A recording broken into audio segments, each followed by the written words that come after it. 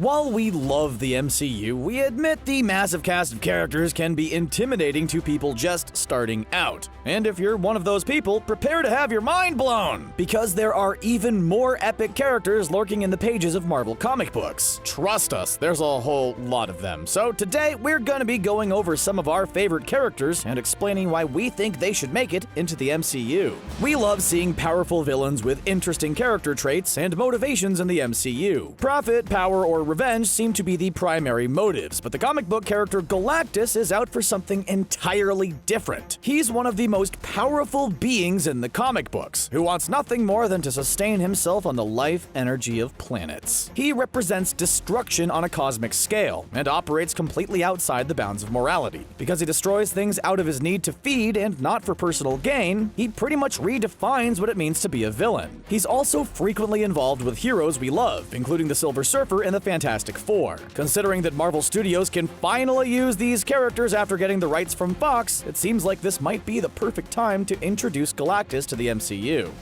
We caught a glimpse of the Nova Corps in Guardians of the Galaxy, and learned about their unfortunate fate at the hands of Thanos in Avengers Infinity War. But the fact that Thanos believes the Nova Corps to be wiped out might pave the way for the introduction of the character Nova in the MCU. In the comics, Nova Corps member Roman Day is nearing the end of his life, so he transfers his powers and uniform to a high school student named Richard Rider. He then becomes a costumed superhero, going by the name of Nova. Although his superhero journey starts in New York City, it soon takes him to outer space. He's known to team up with other heroes including Spider-Man and Thor, so he should have no trouble fitting into the existing MCU. If we lose some of our favorite heroes during Endgame, we may need some new talent keeping the streets of New York City clean. There are many reasons to be excited for the Captain Marvel movie, and one of them is that we're finally going to be able to see the Kree and Skrull races face off in the MCU. Well, at least as far as we know, there aren't any hidden Skrulls skulking around, but you can never be sure about those clever shapeshifters. And if we're getting to see the Skrulls in action, maybe there's room in the MCU for Super-Skrull. Following the destruction of his homeworld by none other than Galactus, Super-Skrull headed to Earth with all of the powers of the Fantastic Four to pave the way for a grand-scale Skrull invasion. In addition to being a cool character of his own, Super-Skrull has ties with other characters we'd like to see in the MCU, such as the aforementioned Galactus and Annihilus. Marvel Studios spent years building up the appearance of Thanos, and during Infinity War, the Mad Titan absolutely decimated some of our favorite heroes. And that's before he even collected all the Infinity Stones. But there's a bigger, badder villain out there, and some believe he may even make an appearance during Avengers Endgame. Annihilus possesses a device known as the Cosmic Control Rod, which controls cosmic energy, and can do pretty much anything he wants it to. But since he's a villain, he mostly uses it to give himself powers, and serve his own needs.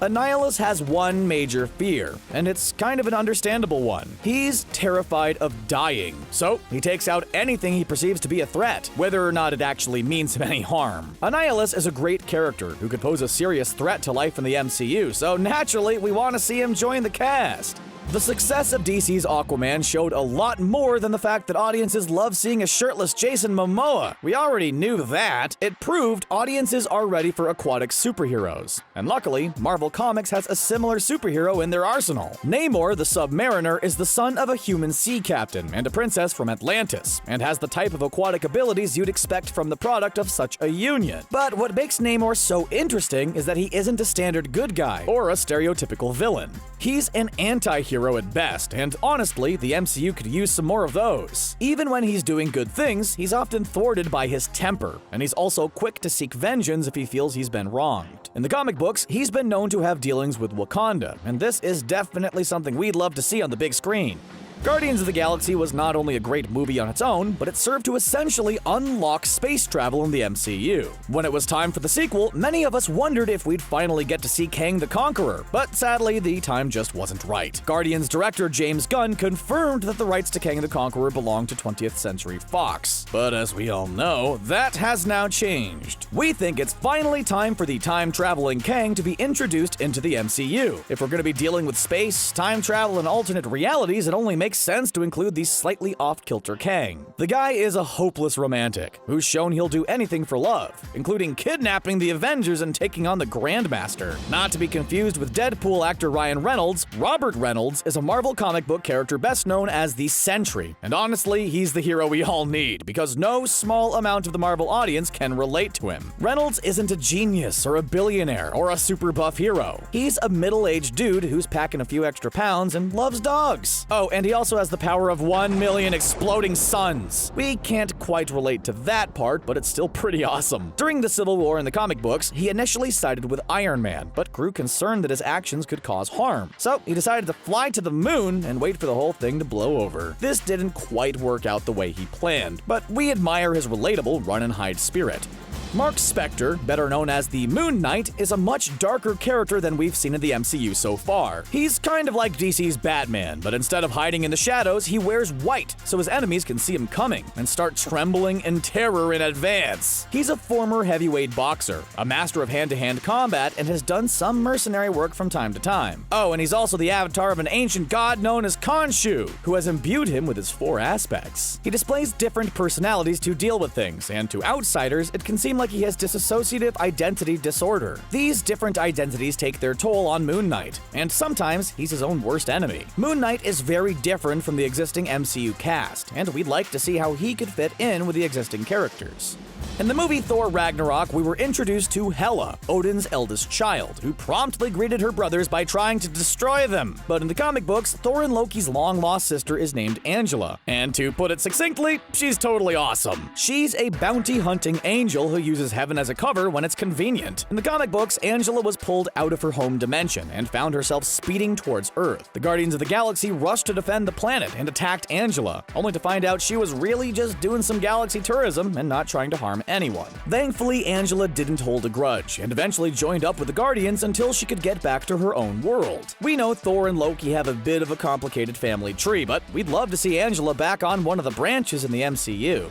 You know that wife and daughter Drax the Destroyer is always talking about? You know, the ones who were slain by Thanos? Well, in the comic books, it turns out his daughter, Heather Douglas, is very much alive, and later becomes known as Moondragon. Heather doesn't know her father survived the attack either, and she's taken in by Thanos' father to be raised on Titan. While there, she's trained by Shaolin monks, and struggles with having her soul corrupted by an entity known as the Dragon of the Moon. Eventually, she meets up with Drax, who she recognizes possesses her father's soul, but isn't really the man she once knew. She's been alternating between a villain and a hero, and was once in possession of the Mind Gem, given to her by Adam Warlock.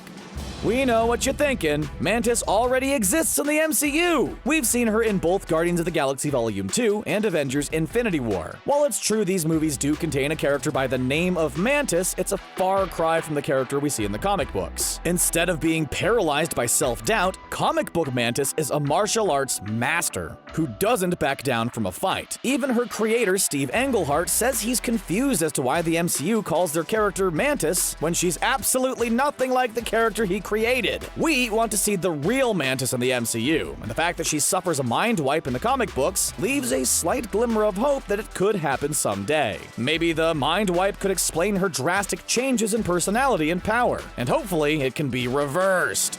Another reason we want to see comic book Mantis so badly is because her storyline has a lot of crossovers with another Marvel comic book character called the Swordsman. He hasn't always been a hero, and in fact, he started out as a guy with a serious gambling problem. He started pursuing a life of crime in order to pay off his debts, but obviously this got him into all sorts of trouble. Swordsman even tried to join the Avengers, thinking it would help him find opportunities to make money, and that worked out about as well as you can probably imagine. Swordsman was at his lowest when he met Mantis, who helped him get his self-esteem back and join the Avengers in earnest. His story is one of redemption, which is something we always enjoy seeing. There's also plenty of unrequited love and tragedy mixed in too, of course. We hate to admit it, but those can be entertaining elements of a story as well.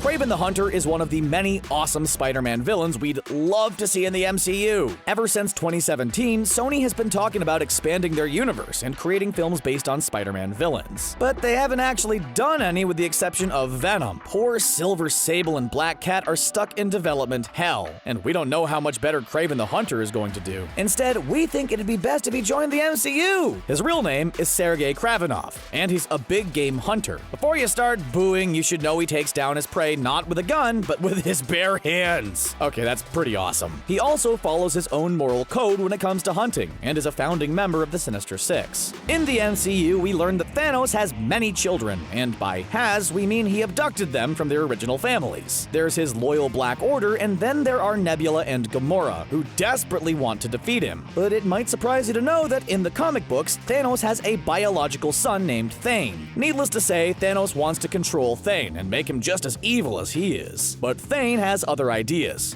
Typical teenage rebellion. Thane is devoted to fighting his father at every turn, and his ultimate act of defiance is being a genuinely good person and doing what's right. He may be Thanos' worst nightmare, which is exactly why we want him in the MCU. Following the events of Infinity War, Thanos has no shortage of enemies, but having his own flesh and blood try to destroy him would be especially compelling. Okay, so Doctor Doom isn't quite as obscure as some of these other characters, but we couldn't create an MCU character wish list without him. Despite his human origins, Doctor Doom not only takes on superheroes, but massively powerful cosmic entities such as Galactus. He's extremely well versed in the art of sorcery, on par with Doctor Strange, yet capable of inventing amazing pieces of technology a la Tony Stark. Like many villains, Doctor Doom has grand plans of ruling the world, but he's also a complex character. He's gone to great lengths to save his mother's soul, and has displayed shocking benevolence at times. He's even been the single most powerful being on Earth at one point, and we don't say that lightly. Doctor Doom is a next-level villain, and exactly the type we expect to see in Phase 4 of the MCU and beyond. Wonder Man might need a name change if he's going to be introduced to the MCU, but there's no denying that Simon Williams is a great character. He comes from a wealthy family and feels wronged by Stark Industries and Tony Stark in particular. This makes him a powerful enemy of the Avengers, and he starts out as a villain, but eventually he's able to successfully make the transition from villain to hero, and that's pretty rare to see. Despite being powerful, he's also very human and displays some real and very debilitating fears. Wonder Man is an interesting and complicated character who comes across as very human, and at the end of the day, that's something we find very compelling. Maria de Guadalupe Santiago, also known as Silverclaw, is a Marvel comic book character with a connection to Edwin Jarvis. Yes, that Jarvis, the previous Tony Stark family butler and the namesake of the Jarvis AI. Her father was a human, her mother was a volcano goddess, and frankly, the employee of the orphanage where she grew up didn't quite know how to deal with her and her burgeoning powers. Edwin decided to sponsor a needy child from Costa Verde, who ended up being Lupe. The two formed a bond, and eventually Lupe left her home for a more modern world, becoming a reserve member of the Avengers. She's able to take on the abilities of wild animals such as jaguars, cheetahs, and crocodiles. When she activates her abilities, her skin takes on a silver sheen, which is why her superhero name is Silverclaw. In the realm of superhero abilities, having squirrel powers doesn't sound that impressive, but you'd be surprised what Doreen Green, aka Squirrel Girl, is able to pull off. Not only has she been able to stop some ultra-powerful villains, but she's done so both on her own and as a member of the Avengers. Squirrel Girl was designed to be a light-hearted superhero, and we think she would be a great addition to the MCU, if only in a standalone film and maybe a few cameos. For a character that was supposed to be mostly a joke, Squirrel Girl has sure done a lot, and has interacted with many major superheroes during her time in the comics. A lighthearted Squirrel Girl movie would be fun, and might serve as a palate cleanser after some of the heaviest MCU moments.